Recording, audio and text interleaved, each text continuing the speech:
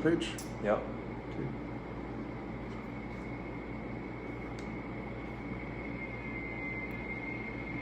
Alright, you just do your thing. It'll come up any second now. 3, 2, 1. Blah. Hola familia. Bienvenidos de Quepos, Costa Rica. We're at Cora Vida right now, and this is the Revolution Podcast. I'm Kevin Orosz, your host, and I'm happy and honored to be joined here by author of Breaking Open the Head, 2012 Return of Quetzalcoatl, and How Soon Is Now, writer, founder of the Evolver Network, Daniel Pinchbeck. Hey, Welcome. how's it going? I'm a little distracted watching the people pop up on the thing there. Yeah, and we can do this move because there's going to be a lot of people joining. So yeah, this is a beautiful, opportunistic podcast we're recording here because we were just in an event together. That's true. Yeah, Light Leadership. For those of you that don't know, is a group I've been involved with for the past 4 months out of Boulder, Colorado, and Daniel joined us at Envision Festival speaking at the Freedom Culture stage. And for those of you that don't know Daniel, I just want to provide a little context and a little shout out. I encountered your work very early on in my awakening journey, actually near 2012, 2013.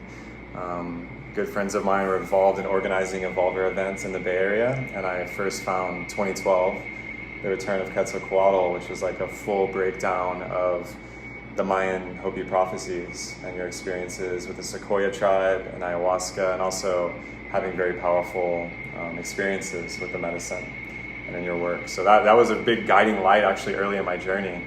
And so it's pretty amazing to now be sharing space with you and see you at Envision, and now having gone through a whole container with you. I think we'll start there. I really enjoyed the Light Leadership gathering. It was fascinating. Definitely had like echoes, like human potential movement types of workshops, psychotherapy.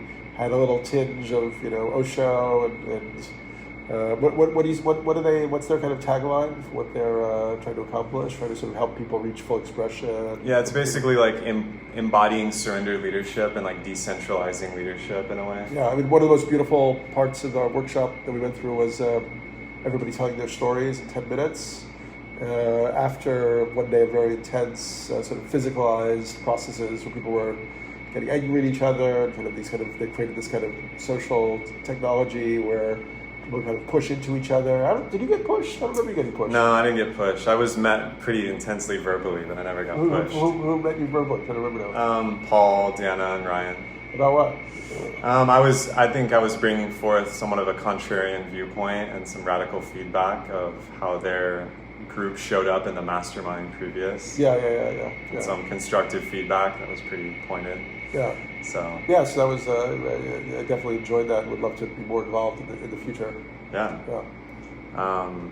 For those of you who don't know, Light Leadership is it's a hybrid experience, like you're saying. There's a lot of like verbal and physicalized processes to move like deep emotion and like what I would call like a clearing, like interpersonal clearings, or like maybe even transpersonal clearings of like anger, of sorrow, rage, dissatisfaction, frustration. I agree. The most powerful part for me as well was in a group of 38, every single person getting a chance to tell a 10-minute distillation of their life story to every other person. A little encapsulation. Right. And that, I don't think it would have been that powerful unless we'd had that first day of just sort of potent interactions and even some sort of complex dynamics that weren't even that resolved. But all that seemed to add sort of kindling to the process. Right. I'm curious though, like what was your invitation or like vector into that retreat? Because I know you were at Envision. Sure. Yeah, I was at Envision, and I think I started talking to maybe Kelly. What was her name? A couple of the people involved with it. Some of them actually didn't show up who weren't going to come to this particular one. And I just had it very fascinating, the whole idea of surrendered leadership, and I just wanted to know more, and I had the time, and it seemed like a great match. Great, yeah. I thought it was pretty fascinating because I've been to, now that was my third event, and some of them were only the physicalized processes and pretty intense, sharp, like sparring, and like in the dojo, so to speak. But this one actually was pretty unique in that it was much more smoothed over. Like the story I thought created a lot of coherence, a lot of vulnerability, multiple connection points with everyone else in the field. And from your perspective, having led retreats yourself and been in this world, how would you now on the other side of it articulate the story arc we went through? Like what was the purpose? What was the purpose? I mean, I guess, the purpose is to, well, first of all, if you're going to have a community that's going to be lovely collaborative projects, you want to, get the sort of shadows out, and you don't want people to repress things. And, there were a lot of kind of hidden stories, like two guys had a very heated confrontation on the last day about, something that had happened around a psychedelic journey that ended kind of tragically in Burning Man. And they wouldn't have, I think they needed that context to just face each other around it. And even if it doesn't get totally resolved, sometimes it takes a while for things to get resolved, sometimes things never do, at least having the opportunity to really vocalize it, being forced to meet somebody else energetically, I think creates more integrity, or could create more honesty in terms of future relationships. So it's like, on the one hand, creating a more coherent field for the community, then for individuals also feeling that they can be more fully expressed, and then taking those tools into their lives afterwards. Right. Yeah. I actually agree with a lot of that, and to my knowledge, having spent a lot of time with them and heard about the ethos and mission purpose of what they're doing, it's that the stat was brought up. 95% of startups, even post-capitalization, which means they have all the funding they have, fail in the long term because of founder issues or personnel issues. And on the other end, intentional communities, 9 out of 10 fail or have a less than 10-year lifespan of productivity due to people problems, specifically within sexuality and finance. Right, yeah, and I think, I was mentioning to you that I visited a community a couple times called Tamara in Portugal, which is specifically working on the personal relationship aspect of that and trying to create, or they have, it's a successful community for over 30 years, a container where people can have, non-traditional relationships, multi-partner, transparent relationships with a whole community structure to mediate stuff that comes up. So I totally agree. Those are some of the big stumbling blocks, and we have to get beyond them. Yeah, and I'm really curious about how to stabilize a relational field is the terminology they use. If the coherence isn't there, then almost anything you stack on top of that, whether it's a business model, an intentional community, or even a project, is apt to fail due to the contractions that would emerge interpersonally.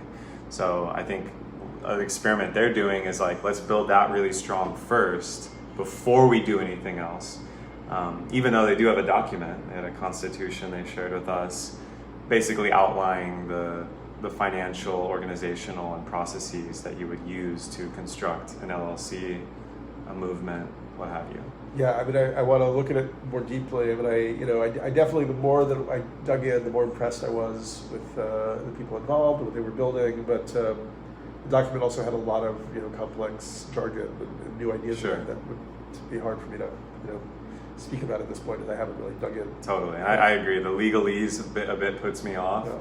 And honestly, talking with them and the leadership, so to speak, in the group, I just want to have an experience and hear it from their mouth. And when I hear, well, you should read the document, and once you study the document, this all makes sense, I kind of I disengage a bit, because I'm we're here doing the work. So all that being said, I think light leadership's incredible. I would invite anyone to explore that on their own. And I want to tie this into the book you're writing now, and maybe draw some of the parallels that are possible, specifically around radical social movements, which this one is obviously very nascent and is not as widespread as the French Revolution or Nazism, but maybe speak a little more to what your research and your own writing in the now has informed you around how these communities form and what is some of the underlying factors.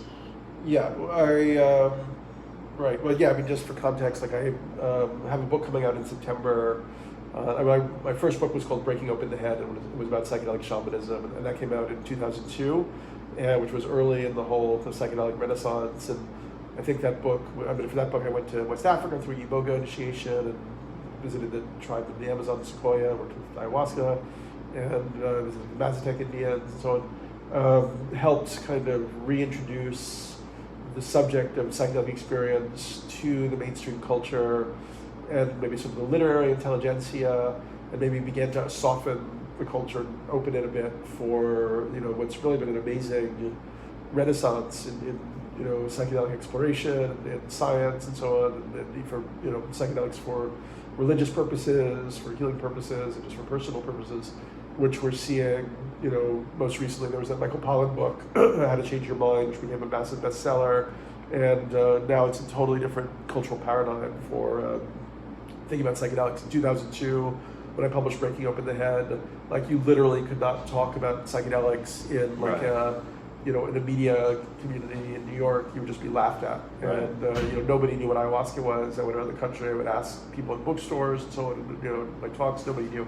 So it's been fascinating to be part of that. And the second book, as you mentioned, was 2012, The Return of Quetzalcoatl, which looked at the prophecies of cultures like the Maya and the Hopi, and correlated that with stuff from other traditions, like even the Judeo-Christian tradition of the apocalypse and the Hindu idea of the Yuga cycles and so on. And those books were also involved a lot of personal investigation. For the 2012 book, I studied the phenomena like the crop circles in England that were marginal phenomena, like psychic phenomena, stuff that the mainstream paradigm couldn't handle or hold.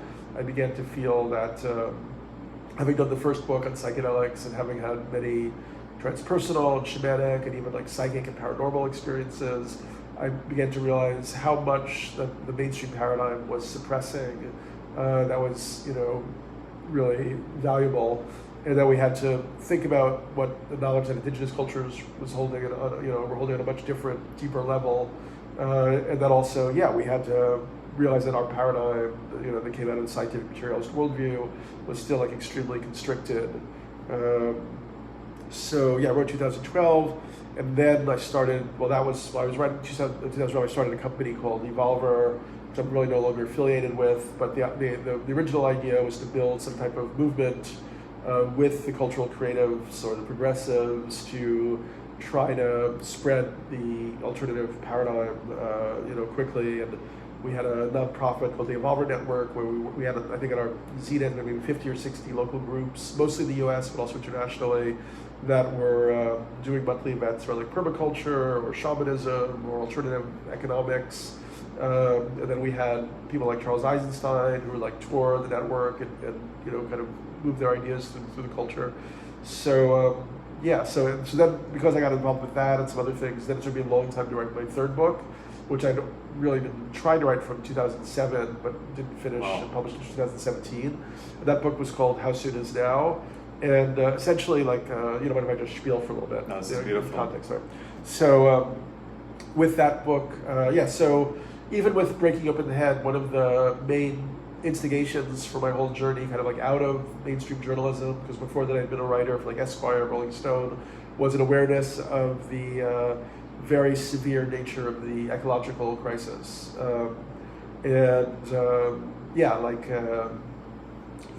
Breaking Open the Head, I wrote about visiting the Amazon and going to these areas that had been totally cut down after the oil companies found oil prospects, and they basically were decimating indigenous cultures there. Like millions of acres of the Amazon would be destroyed, and we would get like a week's worth of oil for the U.S. Out of that, or 3 to 5 days or something like that. So that was also part of the 2012. That was part of why I did Evolver.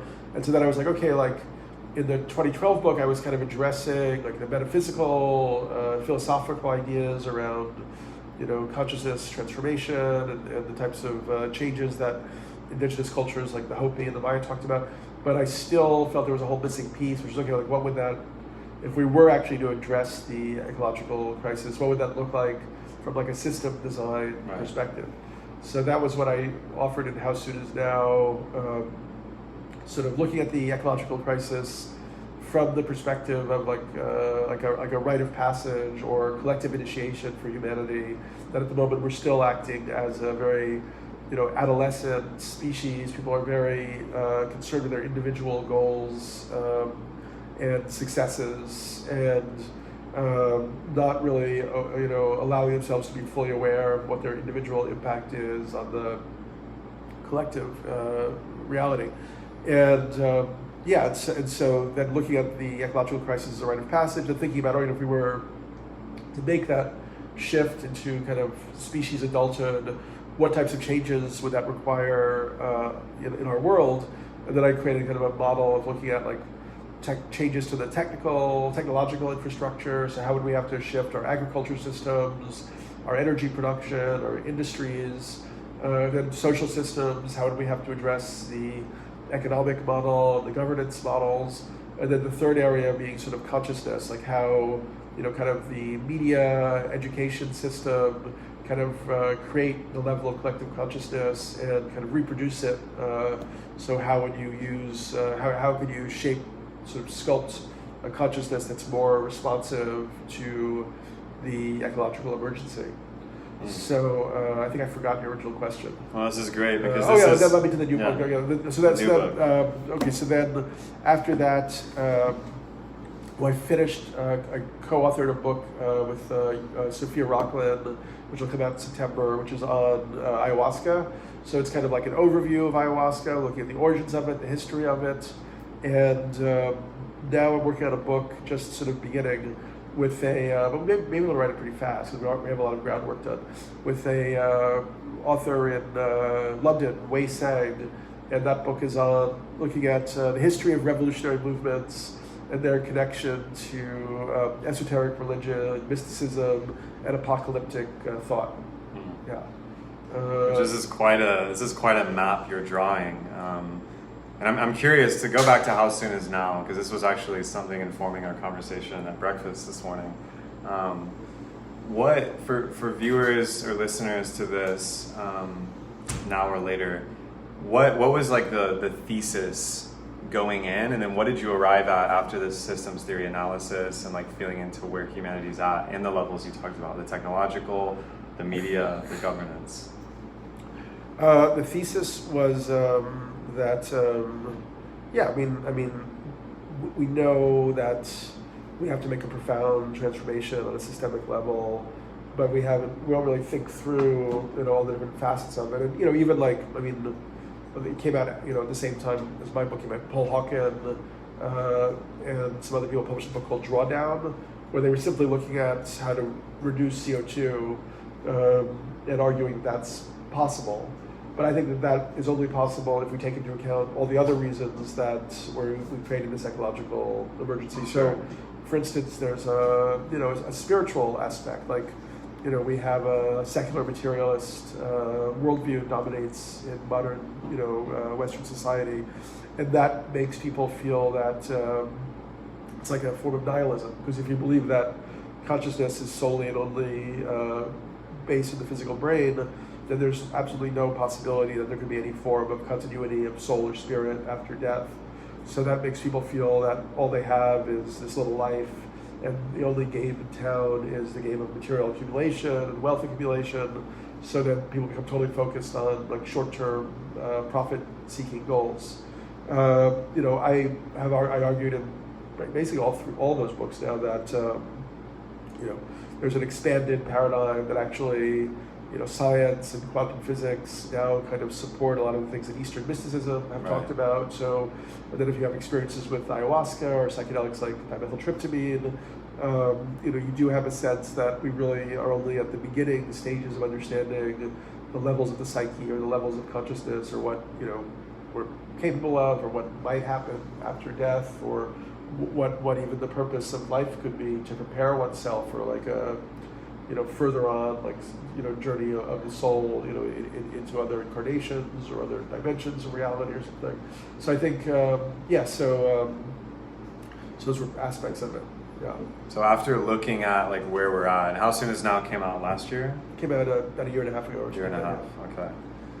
And you were speaking today about how it's a bit difficult to be received with this information, because it is a bit of a it's not the optimistic worldview maybe espoused by a lot of global capitalists, or even some in the conscious community, the New Age community, which is like, it's all going to be fine. We're gonna do permaculture and grow avocados.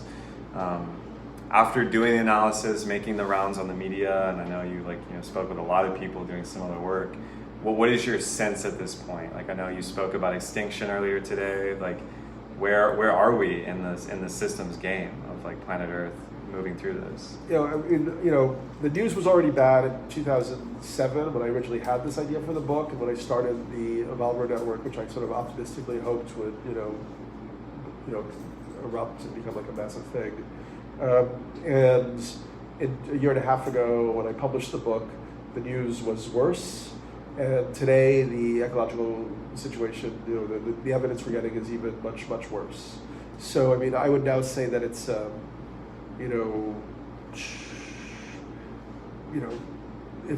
I were to, we have a great probability that there's going to be a systems crash, and a high likelihood that, we're going to see catastrophic changes, and the potential or even the probability that humans itself, if we look at just the material evidence, it's quite likely that we're going to go extinct, or it's just going to get really brutal. So just like, some of the basic facts, we're losing like 200 species a day.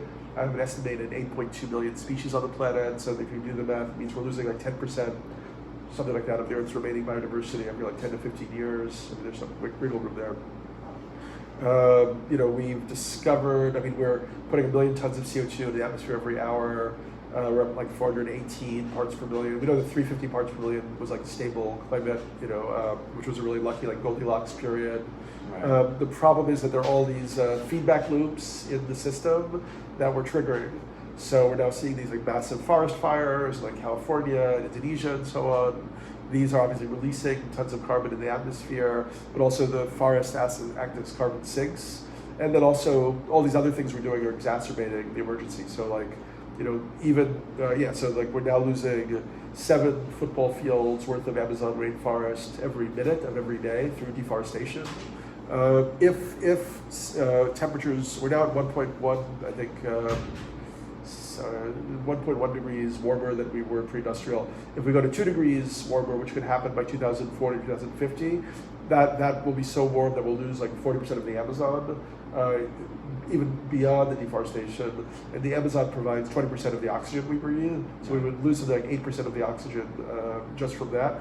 And we're also, ocean acidification, the oceans are like 30% more acidic than they were 40 years ago, which is leading to the breaking down of the coral reefs. The oceans are also getting warmer. That's affecting the life cycles of the plankton, the lifestyles too. The life cycle of the plankton in the oceans, which are 60% of the oxygen we breathe. So you just look at all these things, and there's like, they only in the last 20 or 30 years discovered the vast deposits of frozen methane under the Siberian permafrost, the Arctic, which is like 100 gigatons of methane, and it's 30 times more potent as heat-trapping gas and CO2. Right. So as the warmer it gets, the more that stuff gets released. I mean, it's like, the news is really bad. I mean, it's kind of amazing because there's only like a century and a half ago. 1859 is when we like drilled the first oil well or something. And so the level of this transformation that we've unleashed is so fast that I don't think it's like hard for most of us, almost impossible for most of us to deal with it. So the UN just issued a report saying that we had about 10 years to reduce CO2 emissions, by a very, very significant margin, like 60% or something, to avoid that going to 1.5 degrees Celsius above pre-industrial levels. We've now realized that 2 degrees Celsius is too much, which is what they were. So all of the projections keep getting pulled back. I mean, essentially, we could still do it.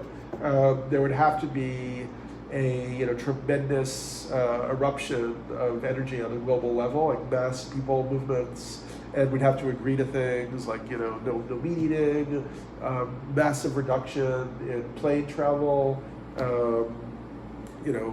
We'd have to collectively, humanity would have to agree to a large scale restrictions on its freedoms and capacities, and I don't see any much collective will to do that. Although there are some interesting movements starting, like Extinction Rebellion, which I got a little bit involved with in New York, and Sunrise Movement. These young high school kids, even middle school kids, who are now doing walkouts and going to government offices and saying, "What the hell are you doing? It's our future." So, there's no doubt that that's going to keep gathering force and growing, because what else can happen? But I don't see in the consciousness of the baby boomers, the Gen Zers, or the millennials enough of a collective will or inclination to change lifestyles to the level that we would actually have to do to make this shift. So that's the way it is. Right. So I mean, there's a lot of data there, and even for the most optimistic among us, if you just look at all the stats you hit just now, which is amazing. I mean, you've done your research. Something's happened, right? Because let's assume that a lot of this was already happening, and then the Industrial Revolution hits. We're pretty young in the life cycle of a planet. It's happening on this micro scale, but the evolutionary momentum is immense as technology builds, and we have industry and combustion, really, like combustion engines cascades this whole process. So is it that we're hitting all these trigger points in our evolution as a species that like we were talking earlier, I see it as kind of a filtration system. It's like when a species hits this level of technological advancement, something starts happening where like an equal and opposite force in consciousness, and like returning to, for lack of a better term, ancestral wisdom, and combining that with high tech to make a forward escape. Because the idea that a mass lifestyle shift will happen, and restrictions, and like eradicating meat eating and like iPhone usage and mining and deforestation feels so unlikely given the current global culture, that new pathways have to happen. And this is my belief, and I'm not sure how it's gonna happen, and I'm curious, because I am an optimistic, like unabashedly, and I actually choose that over the alternative, even given all the evidence, because crazier things have happened on the planet. And evolutionary biology calls them punctuated equilibrium bursts, where life was going this way and then this happens, or this happens, but something survives, something mutates, and I believe in humanity's resilience. So I'm curious, Daniel, just where does your mind go? Because I'm not expecting the solution to come from the UN Climate Change Council. And it's not one solution either. I want to address it. It's not a silver bullet. Mm-hmm. Like, I think systems theory is the right way to look at this. Yeah, obviously there's a lot to unpack there. I've been optimistic also, but I definitely feel that, and this is what I particularly wrote about in 2012, but I wrote about it in House of News now too, that there does feel in a way like that there's like an evolutionary birthing process happening. That was my more optimistic. I don't know if I hold that perspective. I've gotten a little more pessimistic, frankly. Having made these various attempts to inflect the public consciousness, the public discourse, and getting so much pushback and negativity, and then also sort of like, so I still hold the perspective that, there may be something like an evolutionary birthing process on the level of consciousness that's happening, and I looked at it from like the evolutionary paradigm of like fetal development and birth, like different signals coming into the womb that trigger different developmental processes in the fetus that lead to birth. That maybe we're still in some kind of process like that, where like even the rediscovery of psychedelics, all sorts of synchronistic processes that seem to be happening, like LSD was discovered in 1943 in Basel, Switzerland, which was the center of Nazi Europe. It was this tiny little isolated country where the center of medieval alchemy in Basel, and it almost came as like an intervention. Then kind of the way, and then the psychedelics that were discovered in the 50s and 60s catalyzed the development of the personal computer and the internet, which has now led to a global connectivity that suggests this idea of like Teilhard de Chardin talked about, this Catholic noosphere, right? That maybe we're actually, and I wrote about Jose Arguelles' work. He's a little bit eclipsed right now, but I wrote about him a lot in 2012. He was a visionary who, he also wrote about the sort of transition from the biosphere to the noosphere, that maybe the technosphere that we're building now is like this ladder or bridge that ultimately gets us to another state of evolutionary capacity.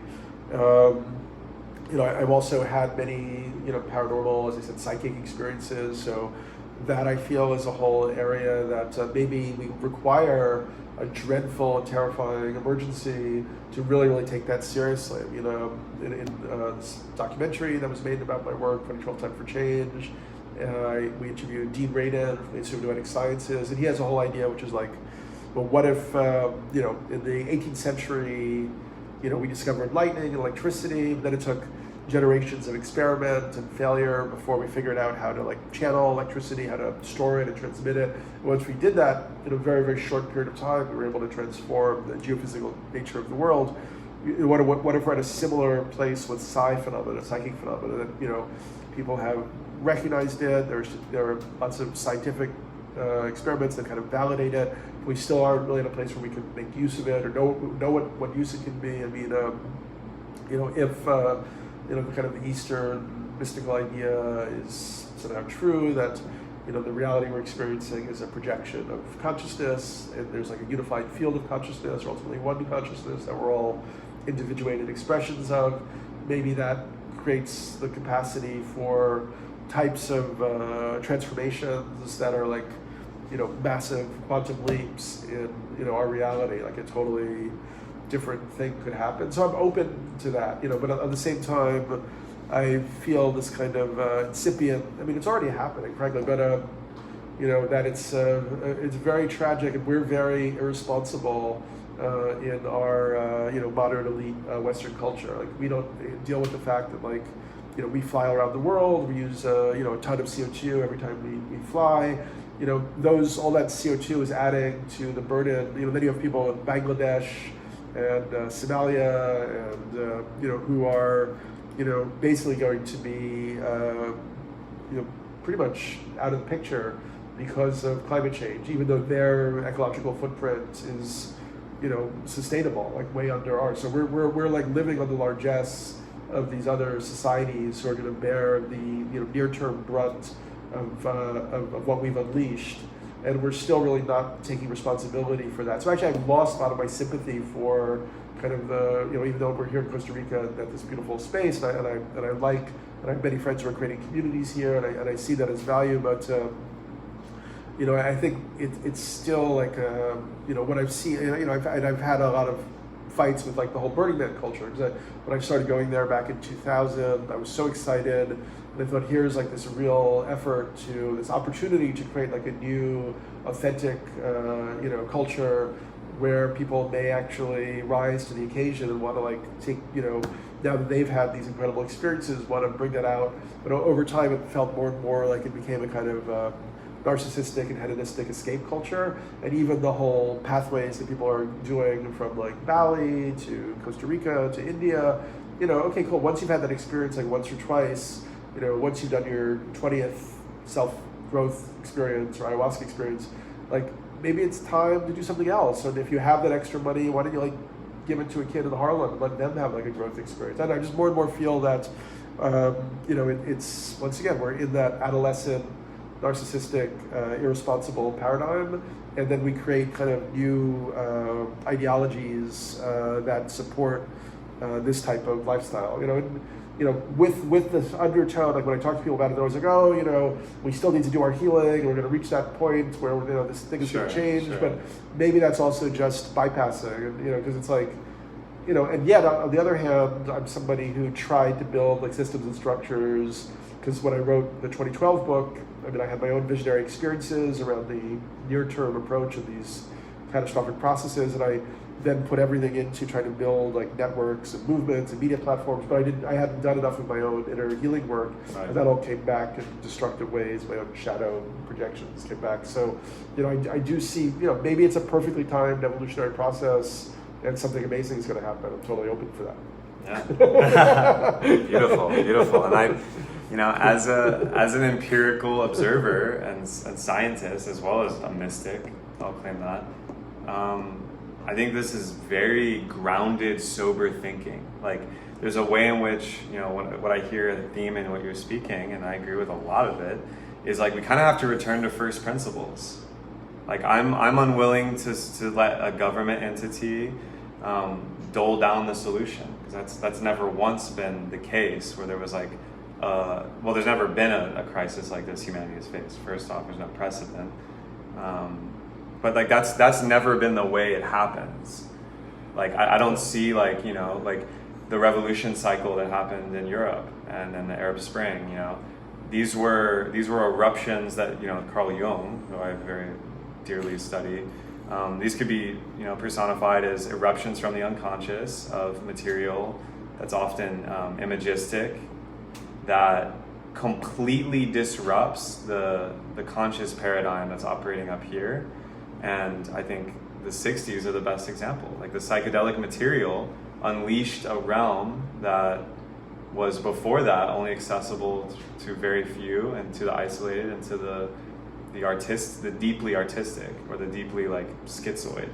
And now that material is available, and I think to your point, like there comes a point where like, yeah, like after your 20th ayahuasca ceremony or after like you start your 5th startup in Bali, like how do you return to the mainstream and integrate this material? And I actually see part of what we're a part of right now. You know, we just came from a Vision Festival or in this beautiful country that actually has a grid that's mostly, the power grid that's mostly sustainable, right? This country is like touted as one of the examples of how you can use solar and hydro to power a whole country. And we're also surrounded by the most like the creative and social capital in our network right now, like even in this building we're in and with the event we just came from, is so vast that it seems to me that, you know, the solutions are out there, but the relational field and context of the culture is the nation.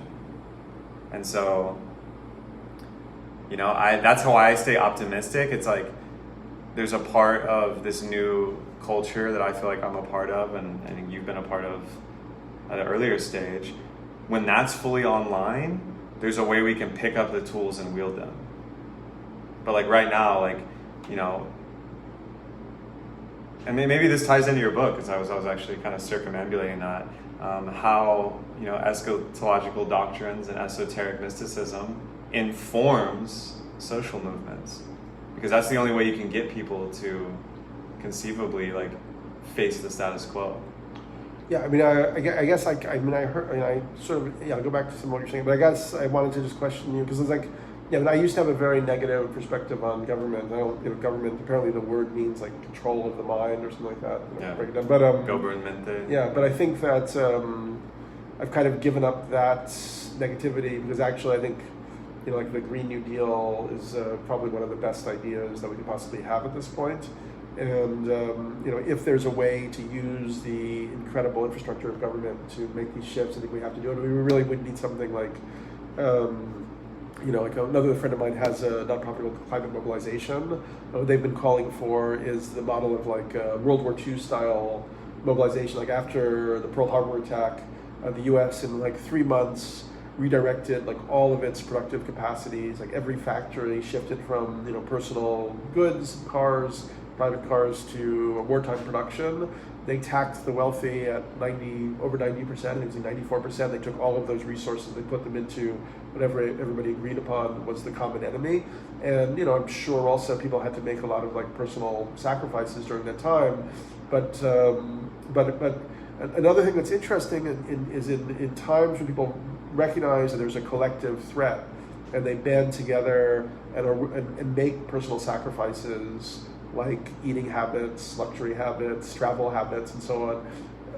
Ironically, most people remember those times later as the best times in their lives, not the worst time, because actually they're times when they felt connected, they broke through the egoic structure, they felt connected to the people around them. And there's a cool book about that called A Paradise Built in Hell by Rebecca Solnit. She went to all these disaster areas and really found that this was like a repeating paradigm. So we might think, oh shit, we'd have to sacrifice our exotic travel and so on, but actually we might find that suddenly we are like, so this is like kind of my thesis actually with How Soon Is Now, is like we're pushing ourselves to that threshold. Like we're going to wait another 2 to 3 years, we're going to see, you know, if that's what we're going to do, then we're going to see 10 more Malibus. You know, we're going to see, I mean, you know, there were, you know, I think it was like, how hot did it get in like Australia like a few months ago? Like 110 degrees? 125 degrees. Yeah, I mean, there, you know, there's a certain level of heat where you can't even survive in the shade, and all the trees around you die. So so that starts happening in big areas of the planet. Hopefully, there's going to be a moment where everyone's going to be like, "Fuck!" Like, it doesn't really matter, what I thought my short-term goal of this life was going to be, because this is kind of it. Like, we don't all put our energy into trying to deal with this, monstrosity that we've collectively created in terms of the ecological mega crisis. There's no future. And I think people are beginning to realize that, but the threat is still so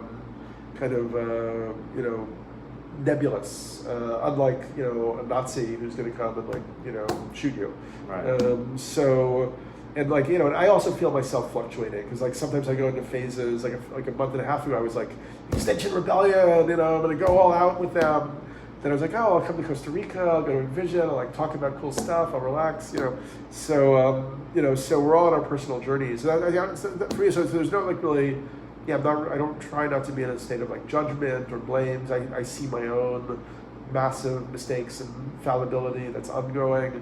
But we are going to have to get to that moment of a collective, oh shit, and then really be like, okay, for those of us who've been lucky enough to lead these kinds of lifestyles, maybe we've done enough of this, and what could we do to really, deal with, wealth inequality, for instance, food supply, energy production, and I think, it may be that if we go into those modalities, as I said, we won't feel that we're giving anything up. We'll be entering a flow state because we'll be in a flow because we've broken through the egoic structure, and we'll be super happy. This is huge. I think you just nailed it. And this is are you familiar with Watchmen, the graphic novel, and this whole narrative? Just vaguely. Alan Watchmen. Alan Moore. Alan Moore. Yeah. I mean, and then the whole kind of thesis, the supervillain is falsely engineering a mass threat through alien invasion to aggrandize massive support for humanity, like a collective enemy idea, which I think Pearl Harbor is a perfect example. And I actually agree with you there. For me, living maybe the poster boy of this lifestyle, and so I can knock myself down and be the whole reason to go to India and study yoga, and the whole reason to go to the Amazon and do all these things, is because I was seeking that unity and that sense of meaning and purpose. And I think this is why you see mass exodus from corporate among the younger generations, is because there is this part of the humanity online that's we want a big mission, and we're actually kind of ready to step into it, but there's all these little ways to do that, and entrepreneurship is one, and social movements are one, and the green meme is as ineffective as it's been is one, and protesting, Occupy movement, and that's all beautiful, but I think the big oh shit is gonna radically bind together and erase gender, class, wealth, not erase, but those tribal bickerings and things will seem silly in the face of extinction. Yep. But it may be too little too late, unfortunately. But actually, so then going back to the next book and this idea that to have a really successful revolutionary social movement, you need to have something that you're pointing towards as the French Revolution and the American Revolution. There was a whole Freemasonry. There was an esoteric theme in that. Even with Marxism, the communist revolutions, Marx was based on Hegel. Hegel was a transcendent philosopher who believed that there was a dialectic that would lead to the absolute, i.e. God, kind of presencing itself in our human reality. And so Marx kind of took that and shifted into a material analysis that also suggested that this proletarian revolution would lead to a peaceful, new state of humanity that would go on forever. So you need, whether it's the Islamic revolutions, whatever, there's always an undertone of an esoteric thing. And secular materialism and scientific materialism as a belief structure don't really do a very good job of holding a society together or giving it a sense of higher mission and purpose. You can see what's it, Yuval Harari, who wrote *Sapiens*, has been really picked up by Obama and Bill Gates, and he's essentially a materialist philosopher who kind of ends up arguing for this kind of neoliberal corporate globalist agenda. by saying like the future will be like a few people will have all the wealth, and they'll be like everyone else will be playing immersive video games because we won't have to work anymore because of automation. It's a very dreary vision for a human future. So I think what we're trying to do with this book is say like, okay, well, if this whole esoteric realm, and this idea that actually we are all, expressions of this, infinite divine consciousness, like if we were to fully step into that on a much deeper level, then that becomes something like extraordinary as like a way of being, and something that could really create like a collective movement for humanity to come together. Yeah, and all those like instances of revolutionary social movements, I think the most catastrophic being communism and Nazism. I believe that like in an equal opposite proportion, there's ways to inject like a one world humanity family meme. And this is intimated in the psychedelic experience. Anyone, if you know, there's a sense of unity with all life, especially with nature. There's a sense of transpersonal unity with the ancestors, and also realms of avatars, devatatas, angels, bodhisattvas, whatever you want to call it. Most of the perennial philosophical traditions intimate this. But yeah, I guess this is a good launching off point. I want to do a lightning round of questions. But any movement that has any teeth moving forward that addresses both the ecological crisis and this global inequality in wealth and the privileged elite, while the children in Bangladesh are basically resting on the planet with almost as much ecological impact as a ferret or a parrot. Yeah. That's going to have to be reconciled, and it's going to have to be more than redistribution of wealth based on economic and material means. So anyone listening to this, if you're inspired, this is a great thing to write your dissertation on or found your company on, or take this information and do with it what you will. Before we close out here, Daniel, because I feel like we could go on and on and on, I just want to do a quick lightning round to prod around here, so just answer these as quickly as possible. First one that comes up that feels really important is, what single text has had the most impact in your life? What single text has the most impact on my life? That's a good question.